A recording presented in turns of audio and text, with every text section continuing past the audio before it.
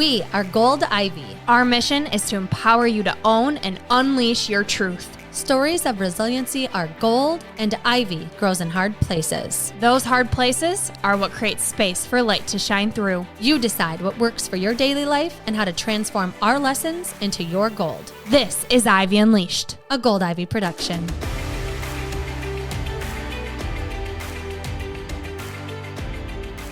Brooke, what do you think everyone wants more of? Energy.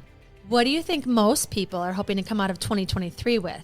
Feel more confident, be an example for others, actually have the self-discipline to take care of themselves. Yes, exactly. Because we hear the need for it and we want to help you get in the best shape of your life, we created Move with Gold Ivy, our virtual workout platform. Our dream has been to create accessible, affordable, and effective workouts that you can do anytime, anywhere, designed to hold you accountable and get you the results you need. You can pick any workout you want at any time, but if you do want a plan that alternates muscle groups and leaves your body feeling energized and strong, we have a weekly plan that you can follow to take the guesswork out. It's easy to navigate and packed with all kinds of workouts that will help you strengthen, trim, pump up, tone, energize, de-stress, all of the things we want our body to feel. It's within Move. Don't forget to mention the resources we offer. As a member of Move with Gold Ivy, you'll be a part of our exclusive Ivy League community, where we share our top wellness resources on things like meal planning, gut health hacks, time management, and more. And because you listen to the Ivy Unleashed podcast, we want to offer you all of this for only $20 a month, cheaper than any monthly membership you'll find. Not only that, you'll get a free trial week to test it out. And if you need more incentive to start prioritizing you, here's our favorite part. Your movement matters. Each month, 10% of your membership will be donated to support the mental health of those in need. So head on over to goldivyhealthco.com/move or find the link within the show notes of this episode and sign up today. Stop putting yourself in the back burner. Snag your spot and reap the benefits that you deserve to feel this year.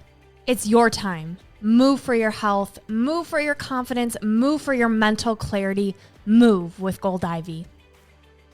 Welcome back to Ivy Unleashed. Today is a special day because we are talking about a topic that is a little touchy, but everyone can relate to something within this topic. Whenever we talk about alcohol, we talk about our own experience, and we have a lot of listeners that tune in to hear about it because alcohol is everywhere. A lot of people struggle with their relationship with alcohol, so we brought in recovery coach Patty Powers. Welcome to Ivy Unleashed. Hey, ladies. Thanks for asking me to come. Yes, we found Patty Powers through Terry Cole, who we had on the podcast. She talked about boundaries, and she's a powerhouse herself. But then listening to Terry Cole's podcast, I heard a few episodes with Patty Powers on it talking about your story and the work that you do. And Patty, we would love for you to share your story and your own experience with addiction. It's impossible to just go straight to the drugs without going to the childhood. And anybody with any kind of substance problem who might not relate to that, if they get clean, they will see that it all leads back to those early years. So I was an only child for the first 13 years of my life. And during the first 10, my parents were in their 20s, so I was born in 1960. The pill didn't come out till I was about 10. So people were falling in love and getting married at 18 prior to that. And so my parents, they were in their 20s. And now that I'm older and I meet people in their 20s, it's a lot of responsibility to own a house and be playing grown up, like really to be playing grown up, having a child there, Yeah. And so my father was an alcoholic. My mother had never been around that before. And he sort of hid it. I found out later that when they were dating, after he'd drop her off, then he'd go and get hammered. So she had no idea really what she was marrying into, so as his alcoholism progressed, her nerves were getting so bad. But it was at a time when third generation believed priests, teachers, anyone in a position of authority you didn't question. They just that was it. So doctors were putting her on Valium like they were putting all mothers on Valium in the mid 60s, and she went down to 75 pounds and had a nervous breakdown at some point. So like nobody, like I never doubted that they loved me. I mean, I know 100% my parents completely loved me, and they really tried to hide what was going on between them from me. Yeah, my father he was just a kid. Like he wasn't violent, he wasn't abusive. He was just the kind of guy who on payday wasn't home for dinner. And then as the year, a few years into it, on payday, we would go out and go to all the bars to look for his car to get his paycheck before it was gone, before he got rolled, or, it was like on the house for everyone. So, no matter what was going on, I just remember I'd go to sleep, and at some point I'd be in someone's arms being carried to the car, and I'd wake up at my neighbors or my aunts or my grandmother's. And then in the morning I go back to school like nothing happened. Right. So they were doing their best to protect me, and my father did get sober, and he's been sober since I was 10. And my brother was born into a sober household, but and my mother, I remember the day she threw all her pills away because she realized that they were killing her. Like she'd been just trusting doctors, but she realized that they were killing her. So, but when my dad got sober, the solution was, we're not going to talk about the past because we don't want to get dad upset. So suddenly I'm like 11, and I'm about to go into middle school the next year with all new friends. And it's 1971. And I just decided adults were full of shit, right? Like it was just like, don't believe a word they're saying. And what was on television was the counterculture and the student uprising and Vietnam and all the stuff coming in from America, because I was in Canada, and the Weather Underground and the Black Panthers. And for some reason, all that stuff just spoke to me because it was truth to power. Because I was a lonely kid too, because my dad was really funny when he was drunk. And friends would go home and probably talk about how funny Patty's drunk dad was, and their parents just didn't let them come over again. But I didn't understand what was going on. So, you internalize all this stuff. So when my dad got sober, and my past disappeared, and I was in this house that I didn't really recognize, and I was waking up in my own bed, and all the excitement and drama and all of that was gone. I had to do, this is like such a long intro, but I love it. Keep going. I hadn't thought about it in years. Mm-hmm. I really didn't even know what was going to come out of my mouth. In the 6th grade, I had to do a public speaking. So that was something that was part of our thing, right? We all had to get up and talk for 10 minutes. So I went through my dad's paperwork from his rehab, and I made my speech on addiction. And I even wrote a poem, and I can still remember parts of it, And I had never, I was a really good student who never, I was undiagnosed ADHD until I was 54.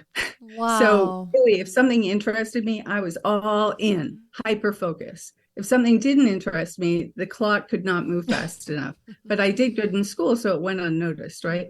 But I'd never been so obsessed with a topic for my public speaking. Like I was all in, and I swear to God, within 6 months, I was getting high. Wow. Lady Sings the Blues came out. Lenny About Lenny Bruce came out. Like I was 11, but those characters who, at the end die of heroin addiction.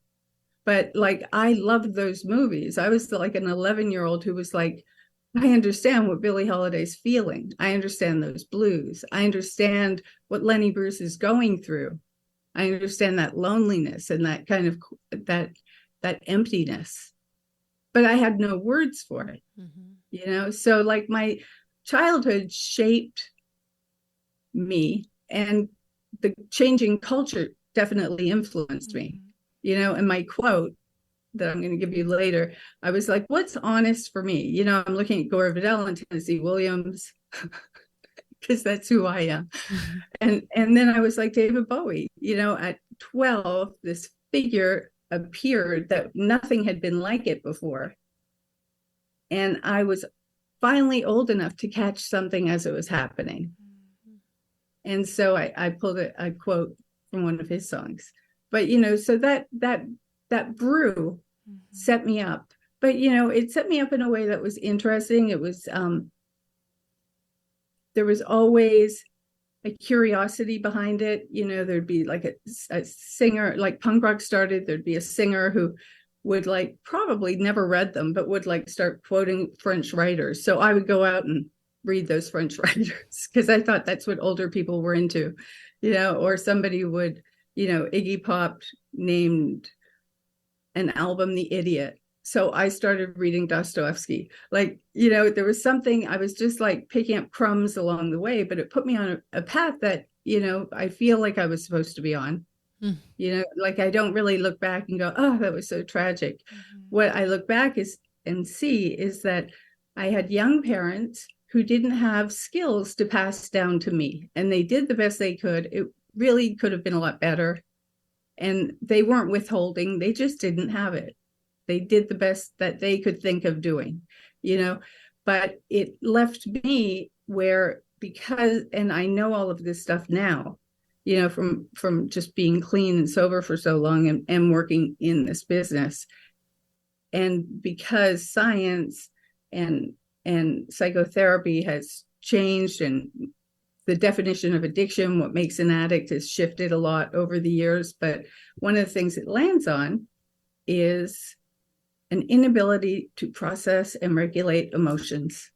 So when you have a childhood like that, and then you find drugs to manage your feelings really young, you don't really you bypass having to learn how to do it, right? And so, statistically, people who start smoking weed or drinking or, taking Molly or doing whatever, when they're like under 17 are more likely to have a substance abuse problem later, because that was their coping mechanism. Side note, a really good friend of mine had a little girl who I watched grow up. And then when she was 11, I took her out and she was so sweet. And when she was like 12 and a half, I took her out and she was just a little witch. And I couldn't tell my friend. I just thought, what happened to her? She's just like this spoiled valley girl now. Like, what happened? And I couldn't tell my friend because it would have broke her heart. And years later, the next year, her kid was fine, And so when her daughter came and stayed with me, I was her 18th birthday present. She came to New York and we hung out for a week. And I mentioned it to my friend. I go, there was this time, and she goes, she was in puberty. That's puberty. I go, we weren't like that. She goes, we were on drugs. Through that, and that's how they learn to regulate their emotions, how to deal with disappointment, how to deal with insecurities. Like, you learn all of that growing up, but if you have a cushion, you don't really have a reason to learn it. So then the longer, you're using, by the time you're an adult, like, you have no coping skills. It's just all smoke and mirrors. It's like the audience, just making sure everyone thinks that you're as together as you appear, because you're capable, but like no one knows on the inside. Like, you just feel like a fraud all the time, like you missed something and like someone's going to see it and see through you. There's just that little shadow feeling that goes on of just not knowing yourself, no matter how capable you are and how much you can excel at things. And and I really, like, anything I wanted to do or any place I wanted to be or people I wanted to meet, like I was always able to get there. So how did you get access to drugs, and when did that start? Well, I mean, it started shortly after I did my little public speaking thing, because I knew what all the drugs were and how they'd make you feel. Yeah. So you saw from a lot of it was the image too, because those kids, like Go Ask Alice, all these made for TV movies came out about the girl who runs away from home and ends up with her hippie friends on drugs, having a bad trip, and then wants to go home by the end. And then her little sister follows in her footsteps and leaves. Those movies were made for TV. They were on all the time. And it just looked better than real life to me. It looked like an adventure.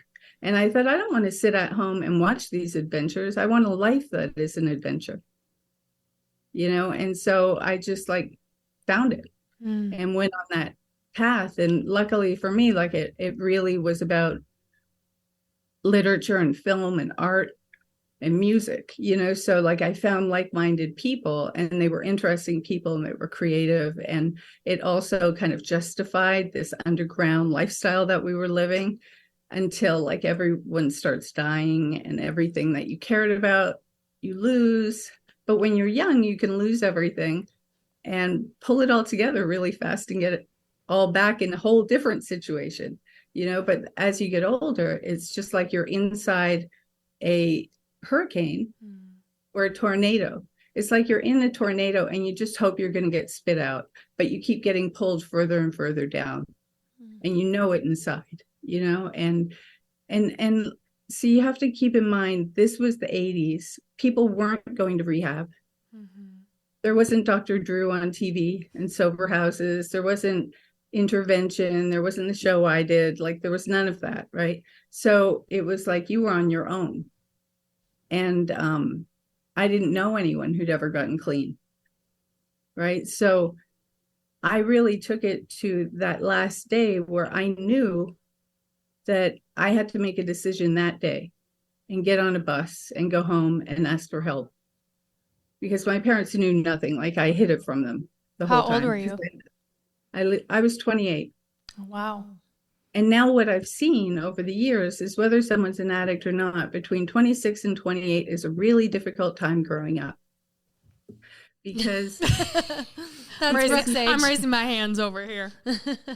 just because, you know, you can be like, I'm a kid. Like, what do you expect? Like, if ever I'm going to be able to like do this or that or whatever, be irresponsible or just like walk away from everything and go to Spain, you know, it's now. And then you hit a point where you go, oh, I'm not a kid anymore. But who am I? Who am I? I mean, it's really that, like, who am I? Because up until then, it's like you kind of know, and you're just busy because everything is brand new and it's exciting and sparkly, and you're just in life. And then suddenly it's just this fear of like, I have to get my shit together. And I watch a lot of people go through it, whether they have a substance abuse problem or not. I think it's just a difficult time. It's like a second puberty. But it's also when your brain stops developing. It's right then, right? Because your brain is developing. They say if you can hold off drinking and using drugs till you're 25, chances of becoming an addict are much lower. It's just while you're in brain development stages, you know, it definitely, like, I wonder how I even have any brain cells, to be honest. Like, who would I have been if I hadn't taken like hundreds of hits of acid when I was 12? That is wild. And we think about your brain forming during your early childhood. You had all this drama and then it disappeared, but that was normal to you. Right? That's what all you knew. So it's almost like you were trying to get back to that drama. You created that drama. And from 12 to your late 20s, what was life like in there? Let's give our listeners, you just said acid and heroin. Well, it's like, you know, when you're a child of an alcoholic or you grew up in a dysfunctional family, I'm just letting you know right now, if you're listening and you're not an addict and you're not in a relationship with an addict, but you come from that background, and on the inside, you just sort of feel like you didn't really get all the how to live tools that it looks like other people have, you can go to a program called ACA. It's free. It's a 12-step program. It used to be adult children of alcoholics, but now they added and dysfunctional families. So you don't even have to have alcoholism in the family. It could be mental illness, undiagnosed mental illness in the family, like a mother who was in postpartum through your childhood. You know, it could be anything. But like, you know, it's something, even to get the book that they put out and just read it, you might see yourself on every page, you know. So you don't have to be an addict to find freedom from just an undefined existential despair that kind of lingers like a shadow and pops up, you know, that waiting for the other shoe to drop when things are going good feeling. I used to just think I just thought that was being human, you know. And every now and then I'll meet someone, I'll go, you must have had really well-adjusted parents. Because they're so rare. It's so true.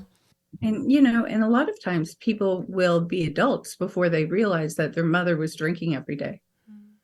Like it will have just eluded them through their childhood because she wasn't a fall down drunk or suffering from depression. Like they'll be an adult and then be in therapy and they'll be like, oh, that really impacted me. Like when I went to rehab, I remember having a counselor and saying, well, my dad's drinking didn't affect me. And I meant it. Mm-hmm. And I remember being in like a 12-step meeting and people were talking about how they use drugs over their feelings. And I just felt so sorry for them because I just used drugs because I was a wild child. I like to have fun. And that was like my truth at that moment. Like I could not identify, but, drugs, alcohol, weed, I'll throw weed in there because a lot of people are smoking a lot of weed and they're just not even adding that in. They'll be looking at how much they're drinking, but they forget to add that in, or they forget to add the Xanax in that they sort of lied to a doctor to get. It's always over feelings. It's always to change how we feel. And, so with me at the end, I just really had to take it to get on a bus and go home and ask for help. You can't put it off one more day because you will not be alive. But, what I knew was that I'd been exposed to recovery. It was starting to creep in to the music industry circles I was in. And people were going to meetings, like people in bands that I knew were going to meetings. And I just thought, I thought it was going to be just like people I couldn't relate to. So I was kind of curious, not curious enough to go, but I kind of knew that was happening a little bit. In California, I was living in LA at that point.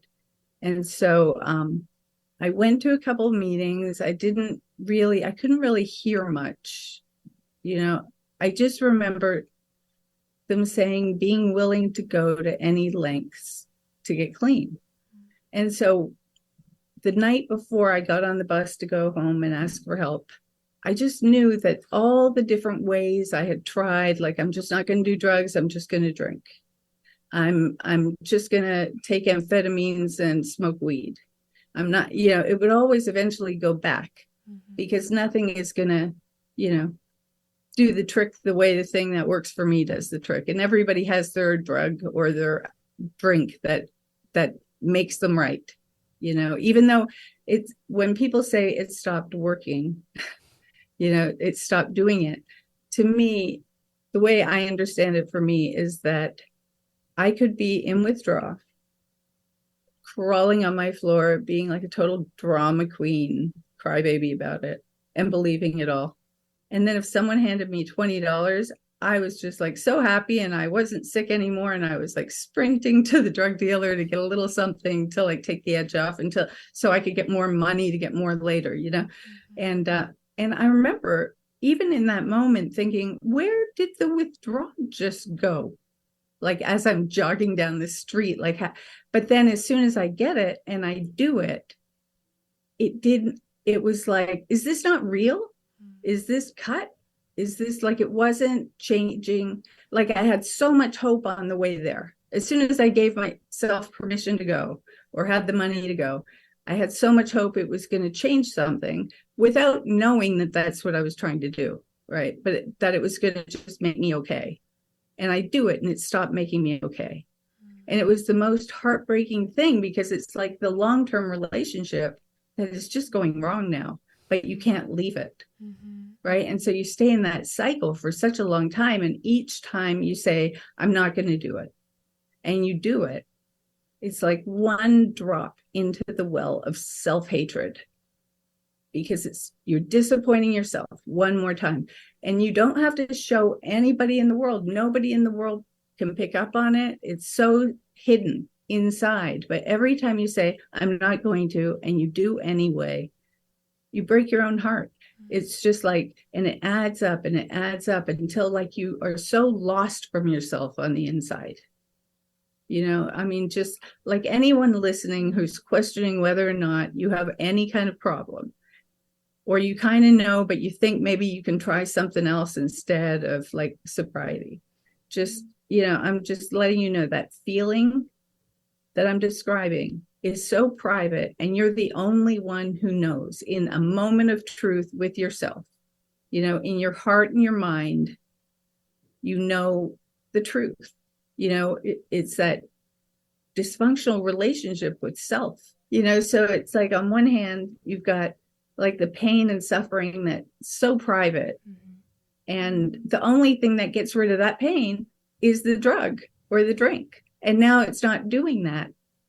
But you can't imagine stopping that because it was a solution. And you can't imagine being in that kind of psychic pain that you're in without having, something to comfort you.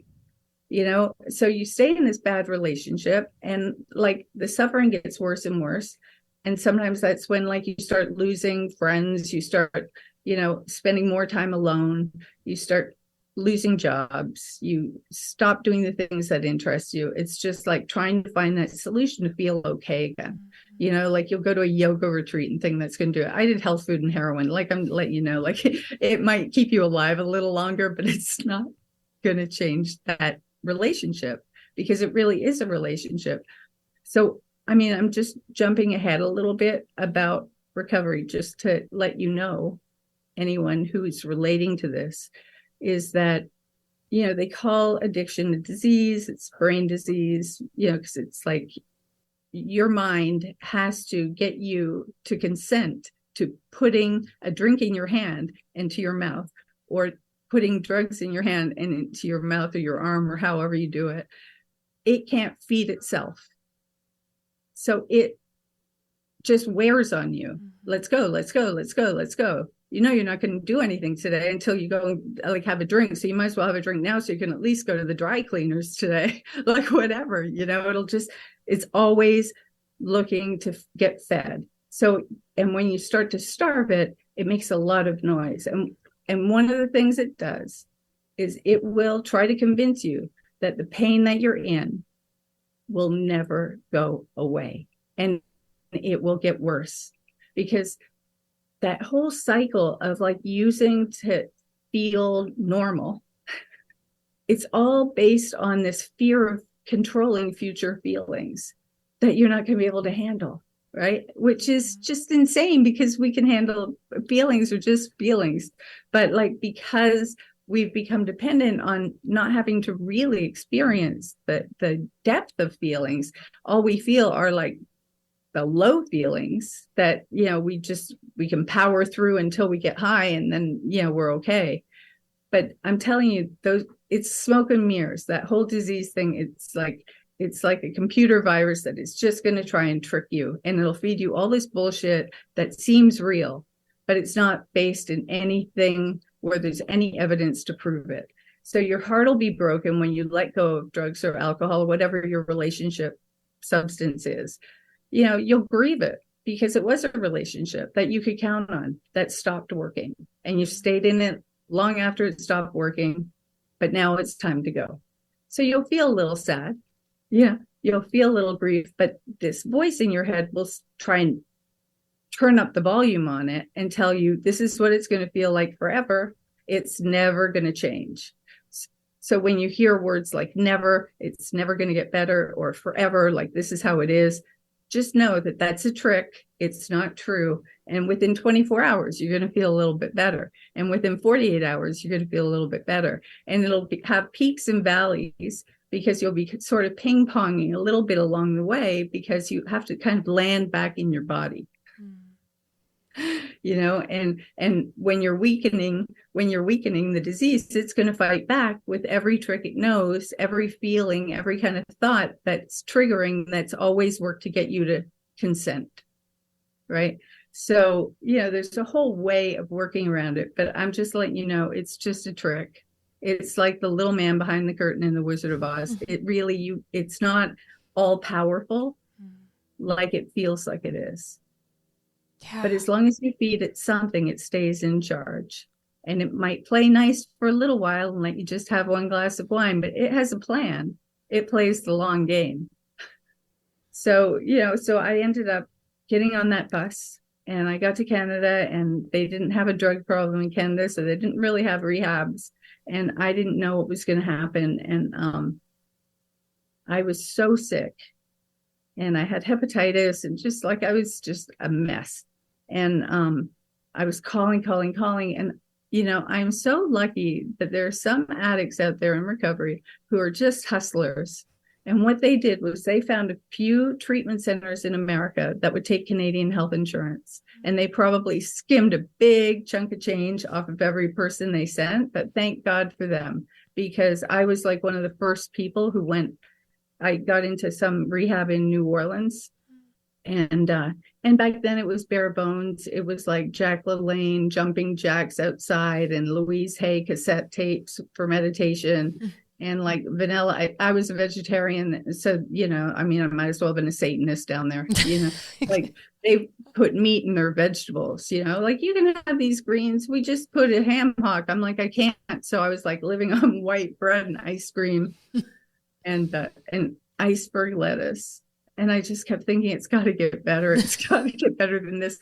But I knew, like I'd heard when I'd gone to a few meetings, the importance of being willing to go to any lengths. And I knew that all the different ways that I came up with a plan on how I was going to get rid of one drug that was the problem and do something else, that I'd never been willing to go all the way. And that if I was, and I really felt like this was my last chance. I didn't know people relapsed and came back. I didn't know any of that. I just thought I was so lucky I got into a rehab, and because I knew if it had been like 4 or 5 more days, I was starting to feel better. That willingness and desire to get clean. I mean, friends in Toronto, because I went up there, who were drug dealers were phoning me going, something's going on. Why don't you come over? And I knew it was free. And I was like, I can't. I just can't. If I need to have one last one, I'm not going to do this. Like I have to just not do this, so I was really afraid that the time was running out and that I wouldn't have this resolve, so when I got there, I was like, I'll do anything, and I thought I was, maybe I was smarter than some of the people in some areas. Like we all have our strengths. But I knew the one thing I couldn't dispute is that people who knew how to stay off drugs and how to stay sober knew something that I did not know. And I had to let them teach me how to do it. And I don't know where that humility came from, because I can be, especially then, changed a lot. But especially then, I was like so arrogant, like you couldn't tell me shit, and if you didn't do what I did and knew who I knew and listened to what I listened to, like, you can't tell me anything. And I just had to let these people in the South just like show me how to live, and then I just, I've stayed committed all this time. And, and I did not turn into somebody else. Like I didn't have to give up the things I loved. My interests got bigger. I didn't have to get rid of things because, that music or that artist or those books. I mean, there was a period I really loved, like Artaud and Nietzsche. Like, I just loved like all the, Sartre. I just loved the stuff that you'd expect some young heroin addict to love. The Velvet Underground. And, I'd read them in recovery, and everybody just looked like they had a drug problem, and like it just looked like, it took the literature away from me for a little bit. It was just like, oh, this person was just an addict, and blah, blah, it all became like they just needed therapy. And then I was so sad because I thought these are books that changed my life. Like, I know it's art. Why am I seeing everything through this lens of recovery and therapy? Like, I don't like help. Where did I go? And I'm just letting you know, if that happens to you, it comes back. You go back and you reread the stuff that you loved, and you'll still love it. And you'll see the magic in it. You'll see the talent in it. But, at first it's kind of like you're looking at how many drinks the person 5 tables away from you had. Like, you could tell anybody at your table at any minute. Like, you're still so focused on, like, does the whole world have a problem and I'm the only one with the secret? Yeah. When do you feel like that shifted for you?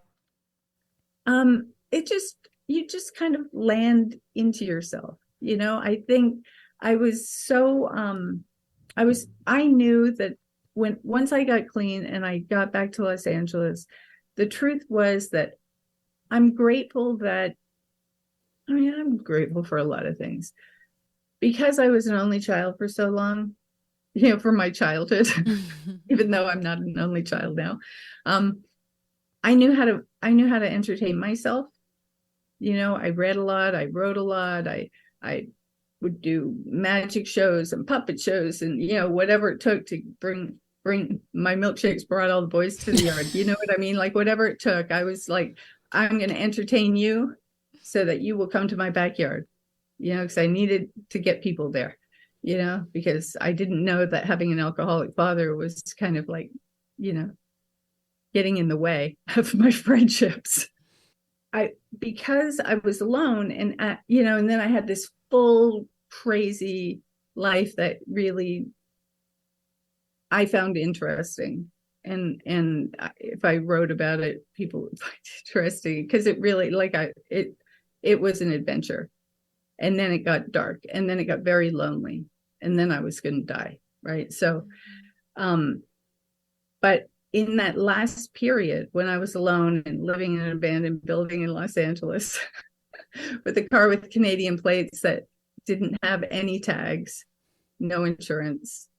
And I was like driving to a strip club in the valley and going to really, really bad neighborhoods and, I saw a documentary on this horrible hotel that one of the serial killers, like the Zodiac killer, had lived in on Netflix. And I used to go into that hotel to buy drugs in the middle of the night by myself. Oh my gosh. Right? So I saw that and it was like a body memory, like, whoa, and yet at the same time, I'm in this abandoned building and I thought I'm going to reread all of Kerouac while I'm here.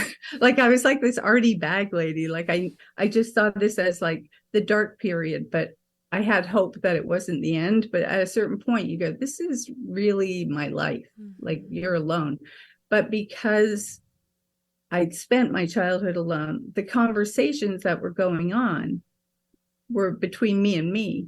So I remember them as if they're conversations. So it's really hard to hide the truth from myself because I was the only one there.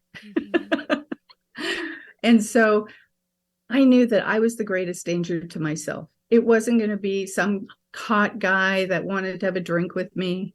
It wasn't going to be like some group of people at like an art opening that I felt I needed to know who were going to pull out Coke and I'd have to be like, oh, okay. I knew that I didn't need anybody to destroy myself. I could do it by myself.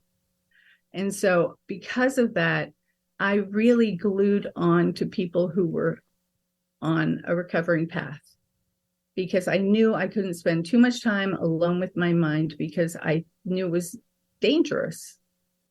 And so, I really kind of put the focus that first year of recovery into just building relationships with friends, like having friends and doing things and having a sense of humor about just how limited and small my life now was, knowing that it wouldn't stay that way. But, it was like I'm sitting in some like late night AA meeting because the boys were cuter. On a Friday night, and I'm thinking, I used to decorate parties for Andy Warhol. Like, what am I doing here? And it was like, nobody's inviting you. Like that world, you left that world and you don't have all those things going on right now. You have this going on. It's just temporary. This is like important. I just knew it was important to invest into myself, and this was the 80s, right? So now they know more about addiction. And they know there's a thing called post-acute withdrawal syndrome.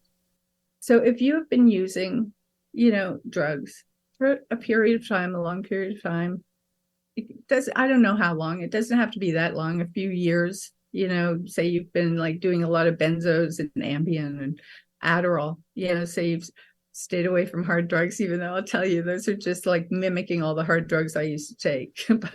But if you're taking something that's physically addictive and you have the whole everything about your relationship to drugs or alcohol has been some method of self-soothing, even if it was in a party atmosphere, when you stop, when I say you kind of ping pong until you land back in your body, they call that post-acute withdrawal syndrome. So in that first year, you land back present in the present moment in your body, experiencing your feelings as they come, to the best of your ability. Like you'll get crushes on people and you'll like exercise like 90 hours a week, or you'll like eat until like you hate yourself there and end up in some other program trying to deal with that, or you'll starve yourself, or you'll go bankrupt shopping too much, or you'll work 90 hours a week and become really successful at what you do. Like you're going to do things to change how you feel as much as you can in that first year. But as long as you have people around you who know who you are,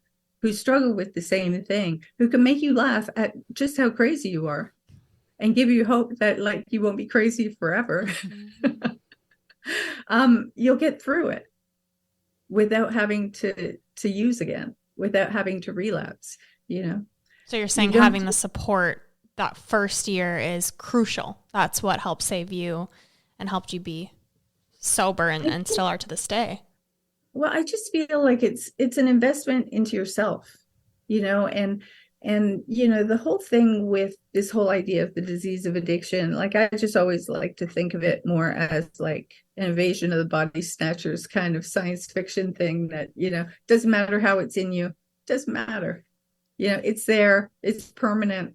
All you can do is weaken it. You can only weaken it by starving it, because as soon as you feed it something, it is back in the power seat. So it is like talking to you and you don't even know it's talking to you. And it's telling you to be afraid of your feelings, to be afraid of the future. The feelings you're going to have in the future, control everything. And it's going to tell you it's not there. What voice, and so you just starve it and then you have more freedom, and you still get hurt, you still like have days that, you're like, oh, more shit to uncover, more shit to work on. But like, things are constantly changing and getting better and getting different. Like I get bored really easily. And if I could stay interested in recovery for, 34 years? Like there has to be something to it. Like people don't, like when I first thought about people being off drugs and alcohol, the way I felt in the beginning, that feeling I was describing where you're like suffering without it, you're hating yourself as soon as you get it, you only have hope on your way to get it. I thought that that's what people who were sober felt like all the time, and that they just went to meetings to just like not kill themselves and learn to accept that that's how shitty life is going to feel, but you're not going to drink. Like I thought that's what it was, because I never got past that. Right. I'd always like make it 3 days or 4 days and then give myself an excuse to like have a drink or smoke a joint or something to get the ball rolling. So, it's always staying interesting. And what's interesting is the relationship, like getting to know yourself, like really know yourself and really accept yourself, like your assets, your liabilities. Yeah. Like not feel like, if you're having a day where you've been like, oh, I've been really self-absorbed again today, and people have seen it, not feeling like I have to move to another town and never talk to those people again. Like I can just call them and go, wow, I was really self-absorbed today. Sorry, I dominated the conversation through all afternoon. And my friends know me, they'll just be like, well, you were a little selfish today. But I don't feel like I have to, it doesn't make me want to explode with shame. Like the shame is gone. It's just like, well, that was that kind of day. Thank God every day is not like that. But at least I'm aware enough that like, I don't have to have people point things out. It's just like, oh, what's going on with me? Mm-hmm. Am I worried about something? Am I like, where is there, like, am I like living in some idea of lack that I'm not going to have my needs met? I'm curious though, you need to get to know yourself, but if you hate yourself so much, why would you ever want to be sober to get to know yourself when you hate yourself? I don't like we'll joke and say I hated myself, but I think it's more just disappointed myself. I hurt myself. Yeah. I think hurt and hate get mixed up a lot when people talk about like how they feel about themselves. Like I just hurt myself a lot. I abandoned myself. So recovery has been an experience of like getting to know myself, and just, when people talk about what's spiritual or self-love, like getting to know yourself and having a relationship with yourself is spiritual because it's an act of love for yourself, and like life, we always say life is short, but life is long. I'll tell you, like right now, I'm 62. Life is long. You get to reinvent yourself a lot of times along the way. You get to be like a good person some years, and some years you can be a lazy person, and some years you can be an ambitious person, but it's all part of the ride, and none of it's greater or less than anything else. And everybody is going through something, so like once you start to realize like your own struggles and you start to like heal, instead of looking at a friend who you always thought was just an asshole, like you can see where their pain is and you can lead them towards healing, whatever it is. It's not even drugs. Like you can be an ear for them, because like that space to care about others and the room, like I used to, when I remember in the beginning, I felt like my energy was like a gas tank, and there were some people who just bled me out like psychic vampires, and I just like couldn't be around them. And then someone said, oh, you could just like ask the universe to refill your tank at any time. I was like, oh, I didn't know that.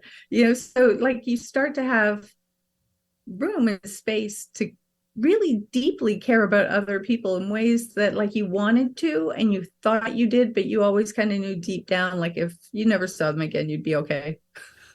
Like you just think that it wasn't true. I thought that about my first husband, and then when he wasn't there, it really wasn't okay.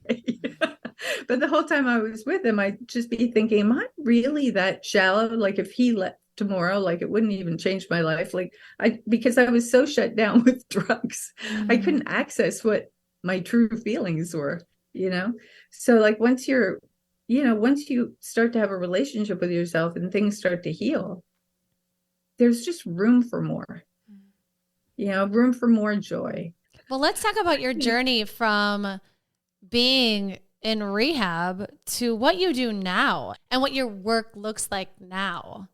How did you get to that point of, okay, now I'm actually going to help people that were me?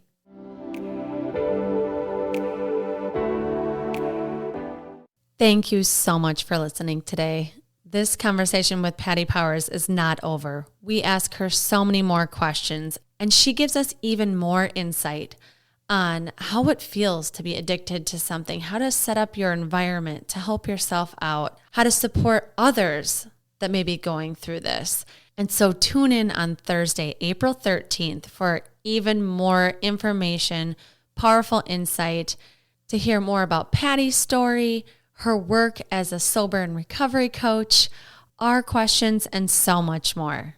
See you Thursday.